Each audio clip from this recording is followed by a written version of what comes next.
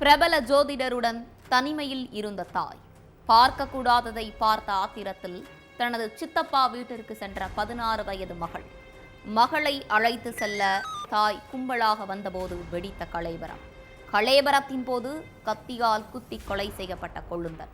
பிரபல ஜோதிடர் உட்பட 7 பேர் அத்துமீறி அராஜகம். ஜோதிடருடன் தகாத உறவில் இருந்த தாயும் குறி சொல்கிறேன் என்ற பெயரில் ரவுடீசத்தில் ஈடுபட்ட ஜோதிடரும் சிக்கினார்களா? பின்னணி என்ன?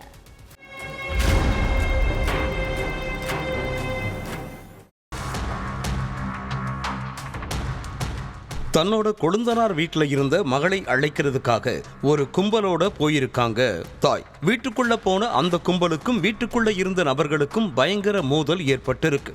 அந்த மோதல்ல 2 பேருக்கு கத்தி குத்து விழுந்திருக்கு. அந்த கத்தி குத்துல ஒருத்தர் உயிரிழந்துட்டார், இன்னொருத்தர் உயிருக்கு போராடிட்டு இருக்கார். இதுக்கு மத்தியில சிறுமி போலீஸுக்கு போன் பண்ணி தகவல் சொன்னதும் அங்க வந்த போலீசார் 7 பேர் கொண்ட கும்பலை கைது பண்ணி விசாரணை நடத்தியிருக்காங்க. அப்பதான் பல அதிர்ச்சி தகவல்கள் வெளியே வந்திருக்கு. கர்நாடக மாநிலம் உத்தர கன்னடா பக்கத்தில் உள்ள அவேரகுப்பா கிராமத்தைச் சேர்ந்தவர் மகேஷ் நாயக். 43 வயசான இவருக்கும் 39 வயசான சுசித்ராவுக்கும் சில வருஷங்களுக்கு முன்னால கல்யாணமாக்கி 2 மகள்கள் இருக்காங்க. 16 வயசான மூத்த மகளும் 14 வயசான இளைய மகளும் பள்ளியில படிச்சுட்டு இருக்காங்க. பெங்களூருல உள்ள ஒரு ஹோட்டல்ல வேலை பார்க்கிற மகேஷ் நாயக் 3 மாசத்துக்கு ஒரு முறை வீட்டுக்கு வந்து மனைவி பிள்ளைகளை பார்த்துட்டு போறது வழக்கம். இதுக்கு மத்தியில குடும்பத்துல நிறைய பிரச்சனைகள் நடந்ததால மனைவி சுசித்ரா சிவமோகாவில் உள்ள பிரபல ஜோதிடர் கமலாகர் பட் கிட்ட போய் ஜோசியம் பார்த்திருக்காங்க. அப்போ 41 நாட்கள் தொடர்ந்து ஒரு பூஜை செஞ்சா மலை போல இருக்கிற கஷ்டமெல்லாம் பனி போல விலகும்னு சொல்லி இருக்காங்க. ஆனா குடும்ப கஷ்டத்துக்காக ஜோசியரை பார்க்க போன சுசித்ராவுக்கு அந்த ஜோசியரால தான் பெரிய குடும்ப கஷ்டமே வரப்போகுதுன்னு தெரியாம போச்சு. தினமும் பூஜை செய்ய ஜோசியர் வீட்டுக்கு போன சுசித்ராவுக்கு கமலாகர் பட் என்ன பூஜை செஞ்சாரோ தெரியல, அந்த ஜோசியரோட தகாத உறவு ஏற்பட்டிருக்கு. அதே மாதிரி அடிக்கடி சுசித்ராவோட வீட்டுக்கு வந்து ஜோசியரும் தங்க ஆரம்பிச்சிருக்கார். அதை விரும்பாத அவங்களோட மகள்கள் 2 பேரும் அம்மாவை திட்டி இருக்காங்க. அதுக்கு அவரோட பாதம் பட நம்ம வீடும் நம்மளும் கொடுத்து வச்சிருக்கணும்னு டயலாக் பேசியிருக்காங்க சுசித்ரா. அதோட கணவன் பெங்களூருல இருந்து விடுமுறையில ஊருக்கு வந்தப்ப கூட அவரை கண்டுக்காம பூஜை செய்ய போயிருக்காங்க சுசித்ரா.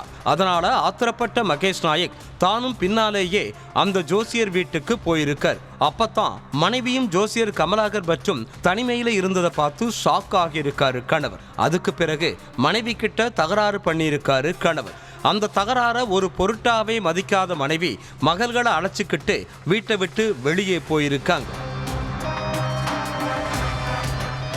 அதுக்கு பிறகு ஜோசியரோட அலுவலகத்துல போய் வேலைக்கு சேர்ந்திருக்காங்க. அங்க தன்னோட தாயும் ஜோசியரும் தனிமையில இருந்ததை பார்த்து அதிர்ச்சியான மூத்த மகள் உடனே தன்னோட அப்பாவுக்கு போன் பண்ணி உடனே என்னை வந்து அழைச்சிட்டு போயிருங்க, இல்லைன்னா நான் தற்கொலை பண்ணிக்குவேன்னு அழுது இருக்காங்க. அதுக்கு தான் பெங்களூருல இருந்து கிளம்புறதாகவும் அதுவரை சித்தப்பா வீட்டுக்கு போய் இருன்னு மகள் கிட்ட சொல்லி இருக்கார். அப்பா சொன்னபடி ஜோசியரோட அலுவலகத்துல இருந்து கிளம்பின சிறுமி சித்தப்பா வசந்த் நாயக் வீட்டுக்கு போயிருக்காங்க.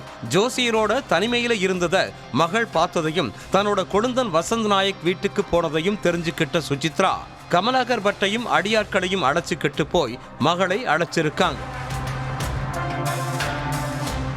இதுக்கு மத்தியில பெங்களூருல இருந்து வந்த மகேஷ் நாயக் தன்னோட மகள்கள் 2 பேரும் இனி உன்னோட இருக்க மாட்டாங்க, நீ ஜோசியரோட போய் வாழலாம்னு சொல்லி இருக்கார்.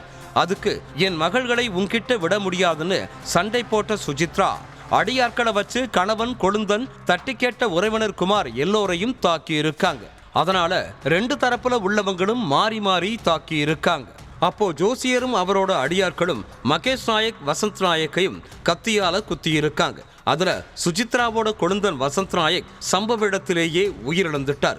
மகேஷ் நாயக் உயிருக்கு போராடிட்டு இருக்கார். தன் தாயோட அராஜகத்தை கண்டு ஆத்திரப்பட்ட மகள் போலீஸுக்கு போன் பண்ணி தகவல் சொல்லி இருக்காங்க. அதுக்கு பிறகுதான் ஜோசியர் சுசித்ரா அடியாட்கள்னு 7 பேரையும் கைது பண்ணி சிறையில் அடைச்சிருக்காங்க காவல்துறையினர்.